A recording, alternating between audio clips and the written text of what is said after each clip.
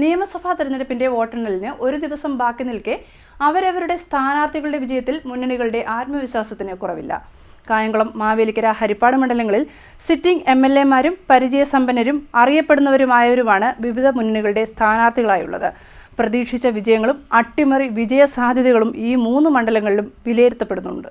നിയമസഭാ തെരഞ്ഞെടുപ്പിന്റെ വോട്ടെണ്ണൽ നടക്കാൻ ഒരു ദിവസം ബാക്കിയിരിക്കെ കായംകുളം, ഹരിപ്പാട്, മാവേലിക്കര മണ്ഡലങ്ങളിൽ മുന്നണികൾ ആത്മവിശ്വാസത്തിലാണ്. കായംകുളത്ത് LDF-ഉം UDF-ഉം വിജയപ്രതീക്ഷ പുലർത്തുന്നുണ്ട്.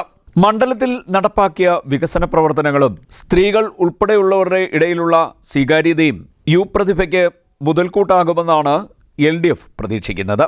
അതേസമയം സംസ്ഥാന സർക്കാരിന്റെ ജനവിരുദ്ധ നയങ്ങൾ ഉയർത്തിക്കാട്ടി നടത്തിയ പ്രചാരണവും M. ലിജുവിന്റെ വ്യക്തിത്വവും ഇക്കുറി അട്ടിമറി വിജയത്തിന് കളമൊരുക്കുമെന്നാണ് UDF പ്രതീക്ഷിക്കുന്നത്. പ്രചരണത്തിന്റെ ആദ്യഘട്ടത്തിൽ LDF-നുണ്ടായ മേൽക്കൈ M. ലിജു സ്ഥാനാർത്ഥിയായി വന്നതോടെ ഇല്ലാതായെന്നും UDF-ന് അനുകൂലമായ ട്രെൻഡ് രൂപപ്പെട്ടുവെന്നുമാണ് UDF നേതാക്കൾ പറയുന്നത്. അതേസമയം മണ്ഡലത്തിൽ ശക്തമായ സാന്നിധ്യമായി മാറുമെന്നാണ് NDA-യുടെ പ്രതീക്ഷ.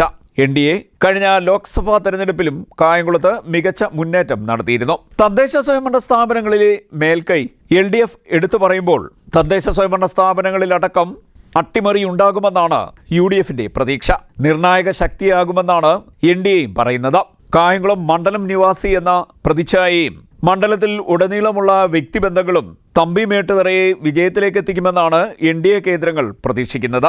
കായംകുളം മണ്ഡലത്തിലെ 2,01,394 വോട്ടുകളിൽ 1,52,047 വോട്ടുകളാണ് പോൾ ചെയ്തത്. 75.71% പോളിംഗ് നടന്നത്.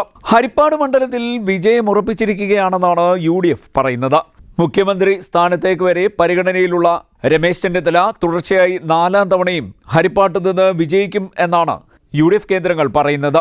രമേശ് ചെന്നിത്തലയുടെ പ്രതിച്ഛായയും സംസ്ഥാന സർക്കാരിനോടുള്ള വിരുദ്ധ മനോഭാവവും തദ്ദേശ സ്വയംഭരണ സ്ഥാപനങ്ങളിലെ മേൽക്കൈയും UDF-ന്റെ ആത്മവിശ്വാസം വർദ്ധിപ്പിക്കുന്ന ഘടകങ്ങളാണെന്ന് നേതാക്കൾ പറഞ്ഞു.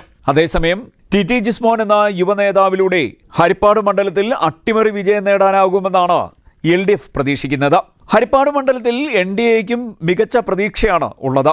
BJP സംസ്ഥാന നേതാവായ സന്ദീപ് വാചസ്പതിയാണ് LDF UDF മുന്നണികൾക്ക് ശക്തമായ വെല്ലുവിളി ഉയർത്തിക്കൊണ്ട് വിജയത്തിലേക്ക് കുതിക്കുവാനുള്ള പ്രധാന ഘടകമെന്ന് NDA നേതാക്കൾ പറയുന്നു. നിയോജക മണ്ഡലത്തിൽ 1,84,457 വോട്ടർമാരാണ് ഉള്ളത്. ഇതിൽ 1,41,751 പേർ വോട്ട് ചെയ്തു. മാവേലിക്കര നിയമസഭാ നിയോജക മണ്ഡലത്തിൽ ഉജ്ജ്വല വിജയം നേടുമെന്നാണ് LDF പറയുന്നത്. ജനപ്രിയൻ എന്ന ഇമേജുമായി LDF സ്ഥാനാർത്ഥി MS അരുൺകുമാർ ബഹുദൂരം മുന്നിലെത്തിയിരിക്കുകയാണെന്ന് LDF നേതാക്കൾ പറയുന്നു. 2021-നേക്കാൾ മികച്ച ഭൂരിപക്ഷത്തിലാകും വിജയമെന്നും LDF പ്രതീക്ഷിക്കുന്നു. അതേസമയം മുത്താര രാജിലൂടെ മണ്ഡലം തിരിച്ചുപിടിക്കാനൊരുങ്ങുകയാണ് UDF എന്ന് നേതാക്കൾ പറഞ്ഞു. ചിട്ടയായ പ്രവർത്തനവും സ്ത്രീ വോട്ടർമാർക്കിടയിലുള്ള സ്വീകാര്യതയും മുത്താര രാജിന് മുതൽക്കൂട്ടാകുമെന്നും UDF നേതാക്കൾ പറയുന്നു. മാവേലിക്കര നിയമസഭാ നിയോജക മണ്ഡലത്തിലും NDA മികച്ച പ്രതീക്ഷയിലാണ്. NDA സ്ഥാനാർത്ഥി K. അജിമോന് 40,000 മുതൽ 45,000 വരെ വോട്ടുകൾ ലഭിക്കാമെന്നാണ് BJP കേന്ദ്രങ്ങളുടെ വിലയിരുത്തൽ. മാവേലിക്കരയിൽ പോളിംഗ് ശതമാനം 73.28 ആയിരുന്നു 2021. എന്നാൽ ഇക്കുറി അത് 72.62 കുറഞ്ഞിട്ടുണ്ട്. CDNet news, Kayamkulam.